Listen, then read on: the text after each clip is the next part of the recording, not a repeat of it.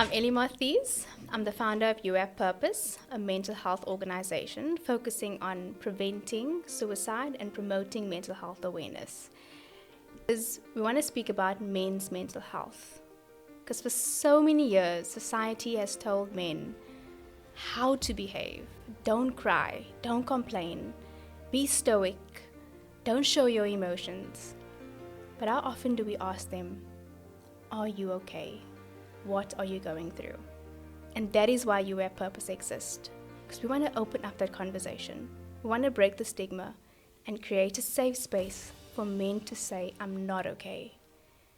So to do that, we have our guest Gerald with us. Gerald, welcome to You Have Purpose podcast. Thanks, and I want to say firstly, thanks for this platform, for creating a platform like this for men to just open up and talk, but also for stories to encourage others to know that it's okay to speak to someone, it's okay to open up, and it's also okay to let go of that weight and burden that you're holding every day. So I think let's start off with how we came to know each other. How did I come to know about You Have Purpose? I think a few months ago we were merely just nominees in an awards ceremony. Yeah.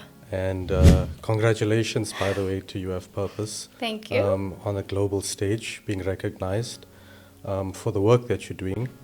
And I think that's it became a conversation thereafter as to what is You Have Purpose, what is You Have Purpose about, what's the work that you're doing. And I think that resonated with me. And we've had discussions about creating a space to talk, or for men to talk about what they're going through. And I think that's how we found ourselves here today, having this conversation. Love that. My story begins way back in 2010. Okay. Finished high school, joined the South African Police Service, went into different training modes, different training sessions. But ultimately, over the years, a lot of people look at the uniform as the symbol of courage, symbol of strength, symbol of protection. And I think when you don that badge or that uniform, a lot of people see you as this person that has everything together. But nobody ever questions who's taking care of that man or woman in that uniform. What are they going through on a daily basis? Because you'll find that across different shifts or different times when you are going to operational duties and whatever, when you knock off, the trauma doesn't knock off. The trauma comes home with you. And a lot of people think that trauma is just one moment that defines everything. But it's an accumulation of different moments, different experiences that end up leading to a point where you cannot deal with this anymore. And I think a lot of the times is that when you see trauma, you think that, okay, you know what, I need to still show up for everyone. I still need to show up for myself, and I still need to be this person that people see me to be. But when does the point come where you have to switch off, where you have to unwind and also relax? And you'll find that a lot of the times you take these things home with you, but it leads up into other social problems. I know a lot of people that I used to work with or have known in the law enforcement space, let me call it that, because it's not limited to just one organization, right? It's a common thread. People turn to substance abuse. People turn to GBV. People turn to alcohol. And sometimes people end up to the point where they can't take it themselves anymore, and it leads to suicide, right? So I think the situation currently is that men feel afraid to talk because it's a weakness.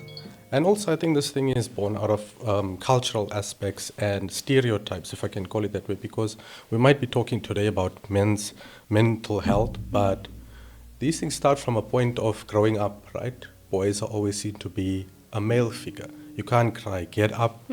So those are seen as weakness. So you're conditioned over time till you come into an adult life or teenage life And like you'll see in school, I mean, how are bullies born out of? It's born out of these things, right? You end up in your adult life, and then in the workplace, men are seen to be dominant, playing dominant roles. Men are seen to be providers, protectors. And so this culture is born that Yeah. men have to always be on this pedestal. Yeah. But nobody asks that man, okay, but what are you going through? What led to this point? Why are you the way you are?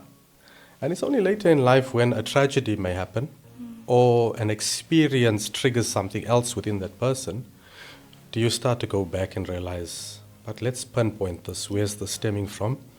And you end up finding the common threads, perhaps maybe broken home, perhaps maybe trauma that happened, or an accumulation of trauma that's happened over the years.